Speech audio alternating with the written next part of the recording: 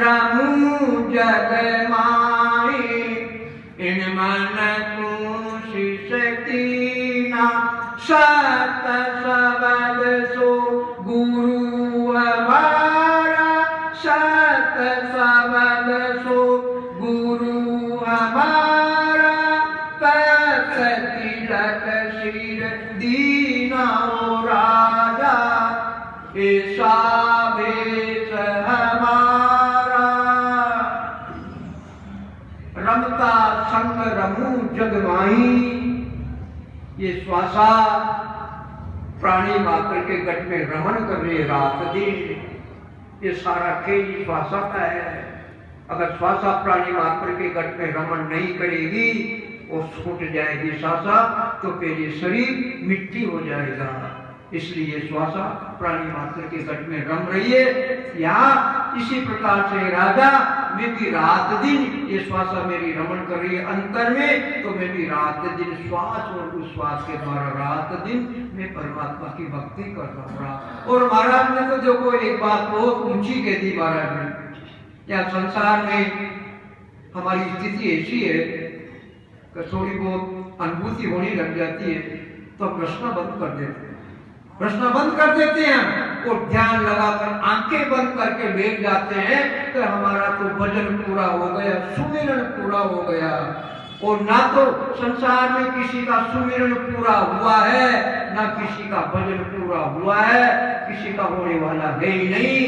इसलिए ये स्थिति तो छोड़नी पड़ेगी। महाराज ने तो निम्ना कर दिया कि मुख सिमरण मत छोड़ जो, किनको करें, हमको करें कि मुख सिमरण मत छोड़ जो, 10 द्वार लग जो, होठ कंठ सुख राम करे, गढ़ चढ़िया मत हो। मुख सुमिरन मत छोड़ जो, हमसे करे। अगर तुम्हें मोक्ष की प्राप्ति करनी है तो मुखारबिंद का सुमिरन कभी भी मत छोड़। हाँ, पूर्ण स्थिति होने के बाद में नाम जरूर कम आते हैं, उस श्वास में नाम कम आने लग जाते हैं, श्वास में तो बराबर आते हैं। महाराज ने लिखा कि ओम में सोम समाया, ओम में सोम समाया, नहीं उस श्वास में नाम कम आने लग जाते, बाकी श्वास में तो नाम बराबर आते। इसलिए अगर उस श्वास में नाम कम आए तो भले ही आओ, मगर सुमरन मत छोड़ो। महाराज ने तो और भी ऊंची बात लिख दी, और ऊंची लिख दी महाराज ने बात, जब लग मुख में जिप्या चाले, जब लग मुख में जिप्या चाले, तब लग हर हर केशु, भावे तार मार बाबू की जो, मैं तो शरण आपकी रेशु। बोलो कितनी ऊंची बात की महाराज। तो जब लग मुख में जिप्या चाले, मुखारबिंद में जीभ कब तक चलते विचार करो, जब तक हमारे गट में चेतन आत्मा रहती है। चाहे हमारा शरीर 1 लाख वर्ष तक भी जिंदा रहे, पर जब तक चेतन आत्मा गट में रहती है, जब तक जीभ चलती है। किसी की बंद होती है क्या जुबान? नहीं होती है। तो महाराज ने तो सारी बातें लिख दी। तो ये हमारे अंदर कमियां हैं भाई, इन कमियों को तो निकालना पड़ेगा, महाराज के वचनों के द्वारा निकालना पड़ेगा। इसलिए महाराज फरमाने कहे राजा, रमता संग रमू जग माही, इन मन को शीश कीना।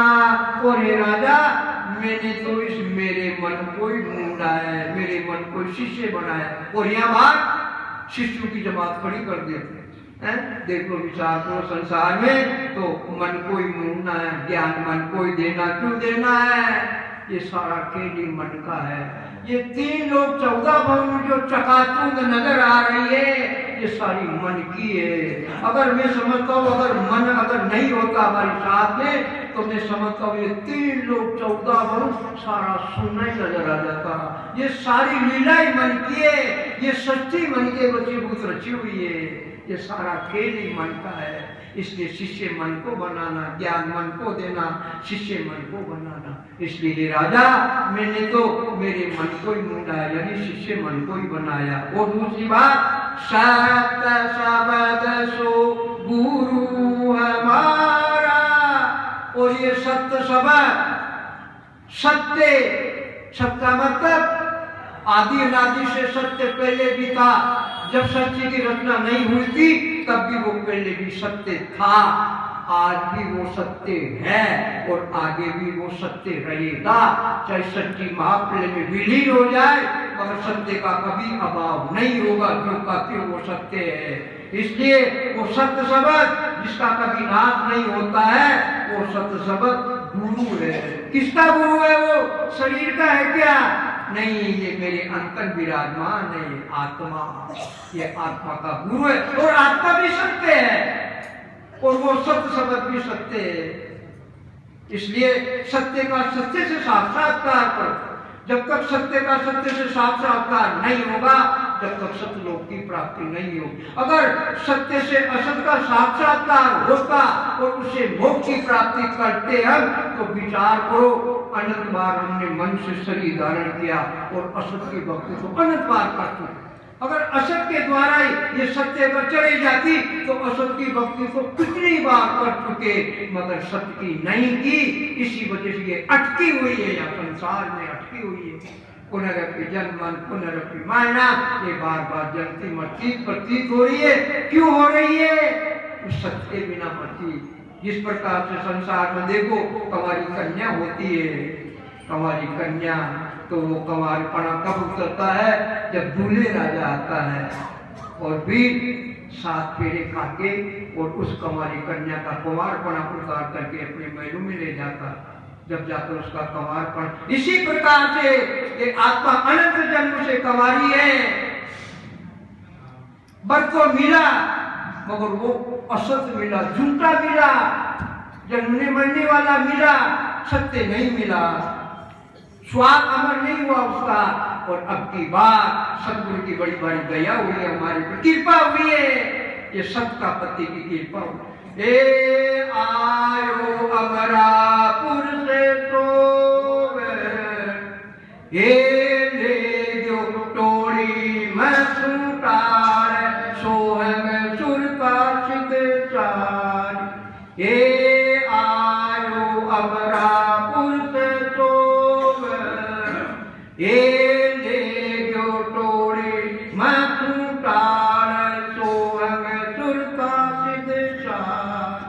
ए क्रोध का पोषण छोड़ के, ए उगद्याता की शान छोड़ सोहम सुर का सिद्ध चार। ए आयो अमरापुर से सोवे, ए ले जो टोड़ी मसूटार सोहम सुर का सिद्ध चार।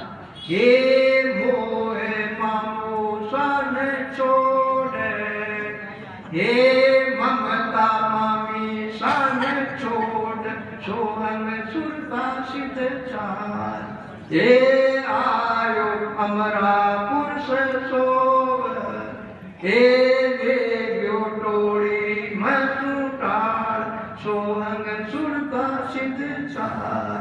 तो कहने का मतलब वो अमरापुर से वो सोलता इस लेने के लिए आता है, जब जाकर इसका कंवारपना उतरता है। नहीं तो ये जन्म जन्मांतर से एक कंवारी कन्या है। और इस कंवारी कन्या का दोष किसको लगता है?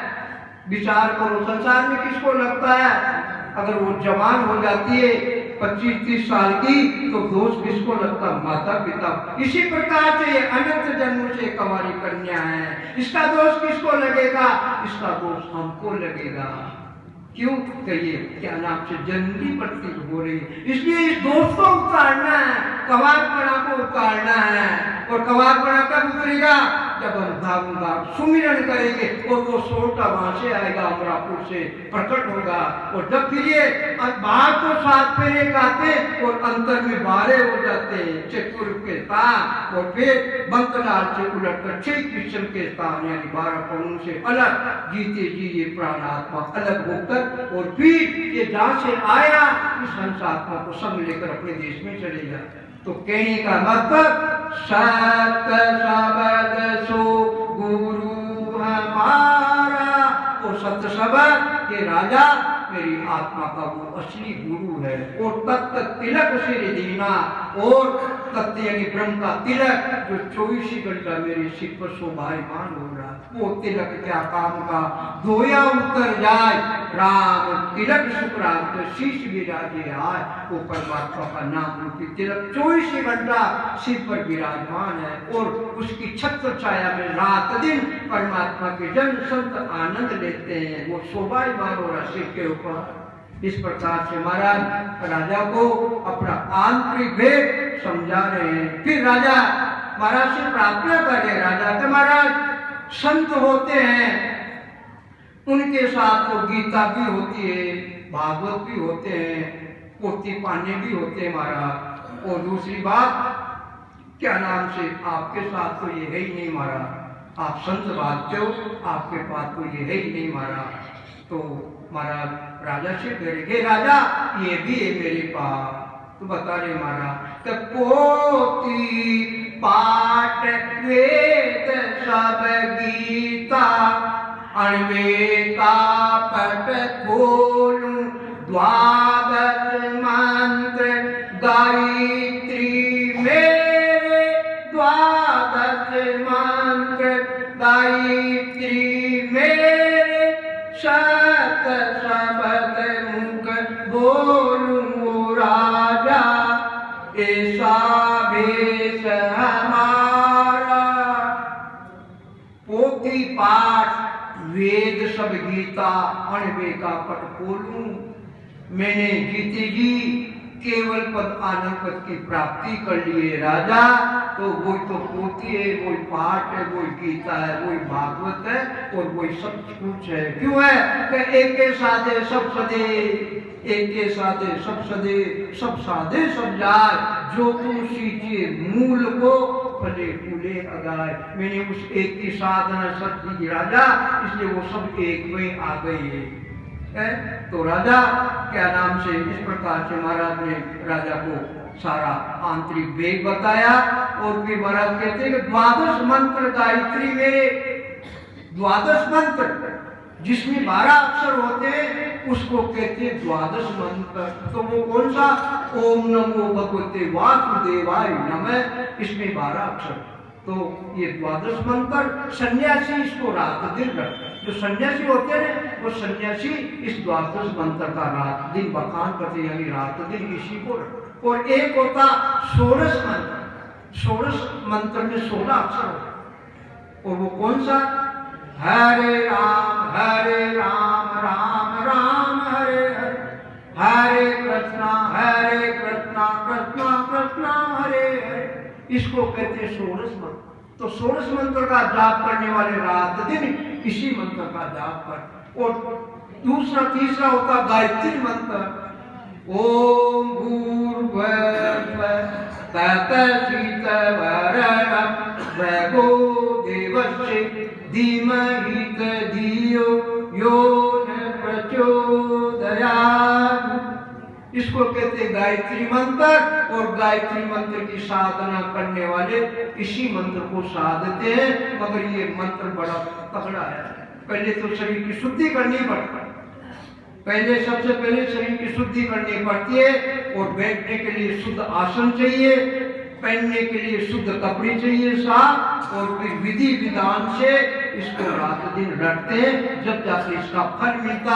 और अगर रटने में अगर एक अक्षर भी जो उच्चारण गलत हो गया तो वो गायत्री मंत्र उल्टा सारा काम गलत करता। तो कहने का मतलब महाराज राजा से कह रहे कि हे राजा ये सब उसी में आ गया, गायत्री मंत्र द्वादश मंत्र और क्या नाम से पोथी पाठ वेद गीता भागवत सब क्या नाम से जो केवल पद आनंद पद की मैंने प्राप्ति कर ली वो सब इसी में आ गया।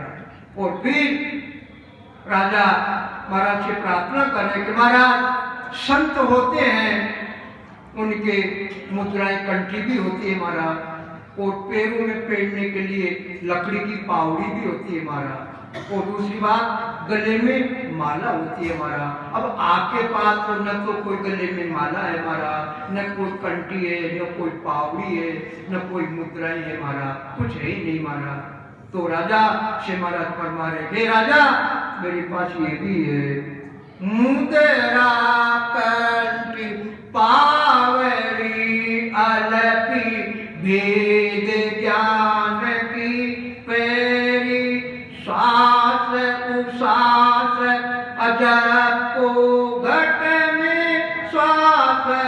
श्वास अजको घट में निर्गुण माला फेरी वो राजा ऐसा भेष हमारा। मुद्रा, कंठी, पावड़ी, अलपी, फिर पांचवी चीज वेद ज्ञान की कही, यानी पांच चीज बता दी महाराज। तो मन ज्ञान, सूरत ज्ञान, मन परिचय ज्ञान, अवध ज्ञान और पांचवा केवल एक। ये पांचों ज्ञान महाराज के पास था। तो ये राजा, ये 5 प्रकार के ज्ञान मेरे पास में है। तो यही तो मुद्रा है, यही कंठी है, यही पावड़ी है और ये अलपी है राजा। और दूसरी बात, सांस उश्वास अजको घट में, और मैं रात दिन श्वास और उश्वास के द्वारा इस परमात्मा के नाम को रटता हूँ। और इस रटने की वजह से क्या नाम से घट के अंदर अजप्पा प्रकट हो जाता, जप्पा करने से अजप्पा प्रकट हो जाता। और वो निर्गुण माला फेरी, और वो निर्गुण माला जो तीनों गुणों से रहित है, ना उसमें सत्वगुण है, ना उसमें रजोगुण है और ना उसमें तमोगुण, वो तीनों गुणों से रहित है। और ये जो बाहर हम माला पहनते वो गुण के साथ में है और वो निर्गुण है। और ये अंतर में बैठी है वो भी निर्गुण है, और वो प्रकट होने वाला वो भी निर्गुण है। तो वो माला 24 घंटे मेरी फिर रेखा पे लिए आत्मा के निरंजन निराकार जो सतपद है, जिसको चौथा पद कहते, उसमें रात दिन बिना किरी हुई वो निर्गुण की माला फिर लिए राजा। यहाँ तो संसार में हाथ में माला लेकर फेरते हैं, और फेरते फेरते कभी तो माला के मणि टूट जाते हैं, और कभी तो हाथ टूट जाता है। और वो माला 24 घंटा आत्मा के निरंजन निराकार पद में बिना फेरी हुई फिर ये राजा, वो ऐसी माला मेरा सुमिरन हरि करे मेरी करे भला। वो परमात्मा स्वयं में आत्मा का कल्याण करने के लिए वो स्वयं में अपना काम सिद्ध कर रहा आत्मा के लिए। ऐसी माला हे राजा रात दिन मेरे फिर रही है। इस प्रकार से महाराज ने क्या नाम से राजा को आंतरिक भेद बताया। अभी बहुत आगे भी है, समय की थोड़ी मर्यादा है, समय हो चुका है और अब आपके सामने